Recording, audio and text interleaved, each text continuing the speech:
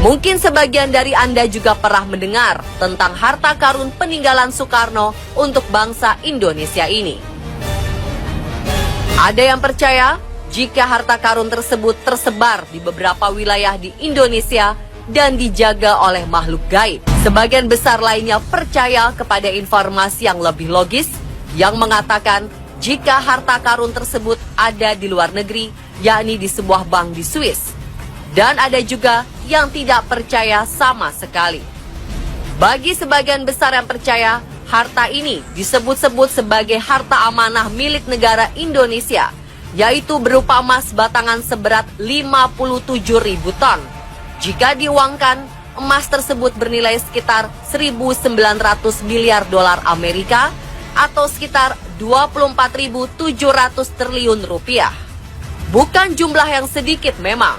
Dikatakan jumlah harta amanah Soekarno ini akan mampu melunasi seluruh hutang luar negeri Indonesia yang pada Juli tahun 2015 sudah tercatat berjumlah sekitar 4.376 triliun rupiah. Berbagai spekulasi mengenai keberadaan harta karun tersebut terus bermunculan. Ada yang meyakininya hingga melakukan berbagai tindakan pelacakan, namun tidak sedikit yang meragukannya. Apa bukti yang menyebutkan jika harta karun peninggalan Soekarno ini benar-benar ada? Dan dari manakah asal harta karun tersebut? Perjanjian The Green Hilton Memorial yang kabarnya berlangsung di Jenewa, Swiss pada November 1963 menjadi sebuah peristiwa penting yang berkaitan dengan harta amanah Soekarno tersebut. Disebut-sebut Bung Karno pernah menyetor dan menitipkan harta karun kekayaan Republik Indonesia sebanyak 57.000 ton batangan emas kepada State Treasury. Serah terima itu diikat dalam perjanjian The Green Hilton Memorial yang ditandatangani oleh Presiden Amerika Serikat John F. Kennedy dan Presiden Republik Indonesia Soekarno dengan saksi tokoh negara Swiss William Fokker. Poin penting dari perjanjian itu adalah diakuinya 50% keberadaan emas murni batangan milik RI yang tersimpan di luar negeri, yaitu sebanyak 57.150 ton dalam kemasan 17 paket emas oleh pihak Amerika Serikat sebagai pihak pertama. Sementara dari pemerintah RI selaku pihak kedua menerima batangan emas itu dalam bentuk biaya sewa penggunaan kolateral dolar yang diperuntukkan untuk pembangunan keuangan Amerika Serikat.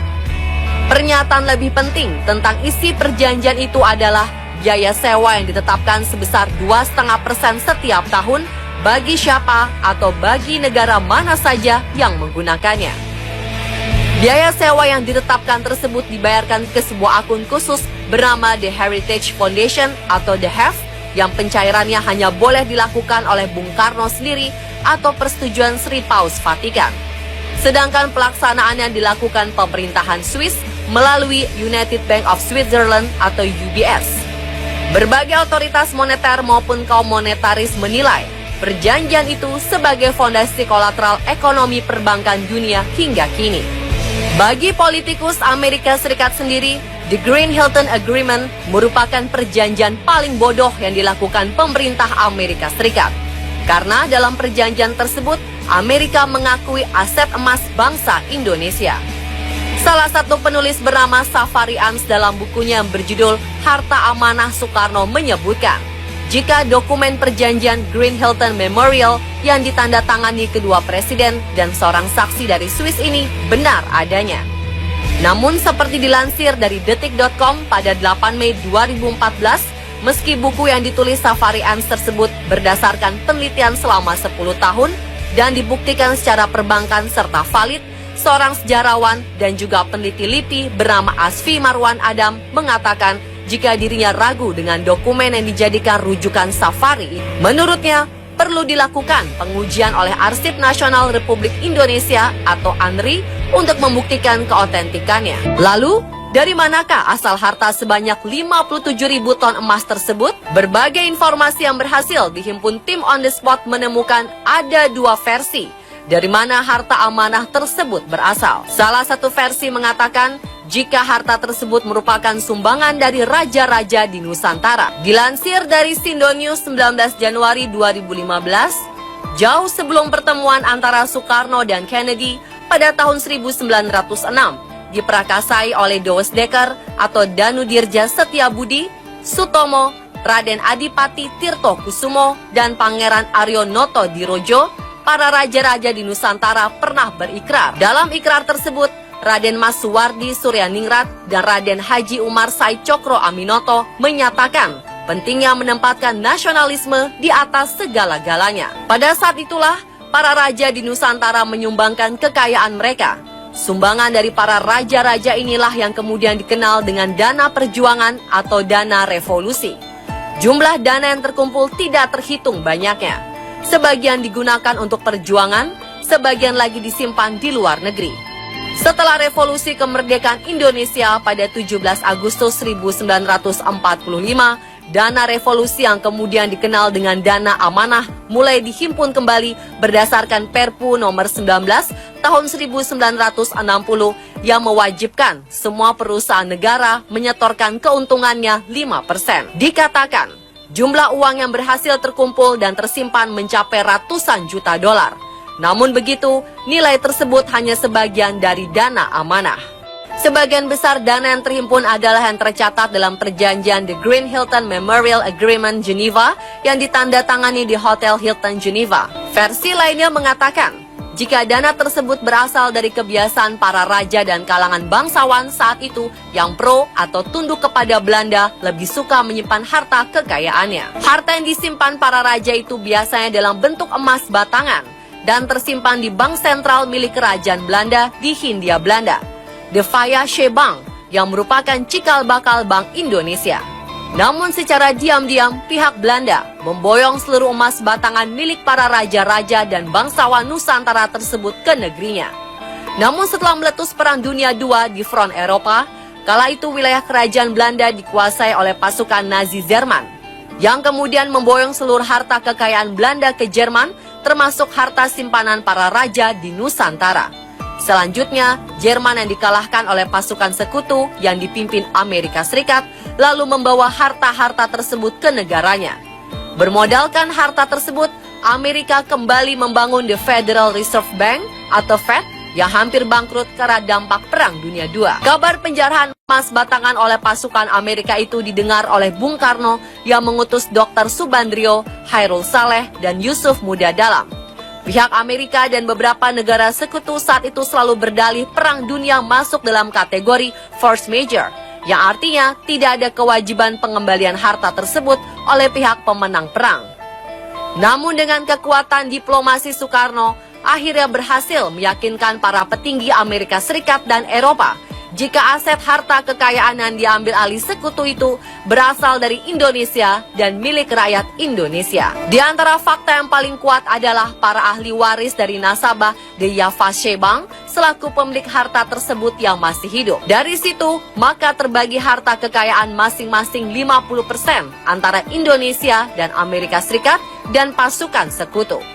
Maksud dari pembagian itu adalah 50% berupa 52.150 ton emas murni dijadikan kolateral atau jaminan untuk membangun ekonomi Amerika Serikat dan beberapa negara Eropa yang baru luluh lantak dihajar Nazi Jerman. Sedangkan 50% lagi dijadikan sebagai kolateral atau jaminan yang membolehkan bagi siapapun dan negara manapun untuk menggunakan harta tersebut dengan sistem sewa atau leasing selama 41 tahun dengan biaya sewa per tahun sebesar 2,5%. Beberapa orang dari luar negeri yang mengaku bisa membantu pemerintah Indonesia untuk mencairkan harta tersebut. Di antaranya adalah seorang mediator keuangan asal Austria bernama Gustav Jobsmann. Jobsmann mengaku dirinya memiliki dokumen pendukung yang menjadi bukti eksistensi harta Soekarno di Bank Swiss.